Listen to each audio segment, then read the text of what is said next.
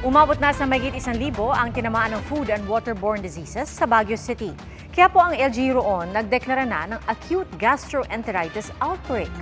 Saksi, si Jasmine Gabriel Galban ng GMA Regional TV, 1 North Central Luzon. Sa PIO live stream, I would like to officially declare that we have an outbreak of gastroenteritis. Ang deklarasyong yan ng alkalde ng Baguio City kasunod lang ng hindi na raw pangkaraniwan na diarrhea cases sa lungsod ayon sa kanilang Health Service Office. Sa ngayon, umabot na sa 1,602 ang napaulat na kaso ng food and waterborne diseases sa City of Pines. Mahigit 200 establishmento at 80 bahay ang apektado. Kabilang sa mga tinamaan ng 14 na miyembro ng pamilya Kerubin mula sa Rizal at bumisita sa Baguio nitong nakaraang holiday season.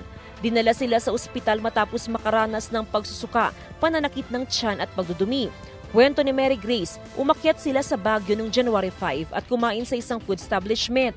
Service water daw ang kanilang ininom noon. Kinailangan pa raw nilang maospital pero nakauwi rin. Gayunman, di raw natapos ang pananakit ng tiyan ng ilan sa kanila. Ang hirap umuwi. Tagal ng biyahe namin eh. Halos na 4. Umabot kami talaga ng 5 hours kasi lahat ng stopover, tumitigil kami kasi lahat nagpupupo. Ang ilan pa sa mga pasyente ay mula sa Itogon, Tuba at Trinidad na kumain sa ilan pang food establishment sa Baguio City. Ayon kay Mayor Magalong, maging siya at ilan sa kanyang mga kaanak at kaibigan ay tinamaan din ng diarrhea. Nagsagawa ng emergency meeting ang lokal na pamahalaan dahil sa patuloy na pagtaas sa kaso ng diarrhea. Malawakan at malaliman ang investigasyon ng City Health Services Office. Pangunahing tinitignan ng posibleng kontaminasyon sa tubig. Mahigit 300 establishmento at kabahayan ang kukuhanan ng water sample para sa water testing.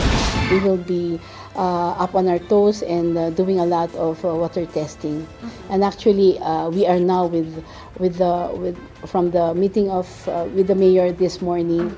We are now partnering with the BCPO to help us also do the water testing as fast as we can so that we can screen the water, and if it's positive, then we will now subject it to bacteriological examination.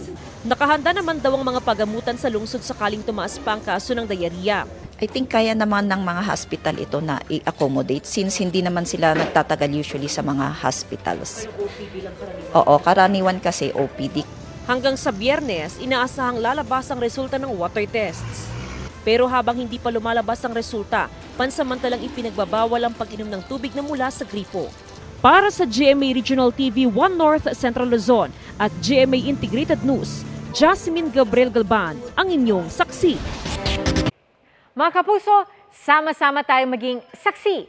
Mag-subscribe sa GMA Integrated News sa YouTube at para sa mga kapuso abroad, samahan niyo kami sa GMA Pinoy TV at sa www.gmanews.tv.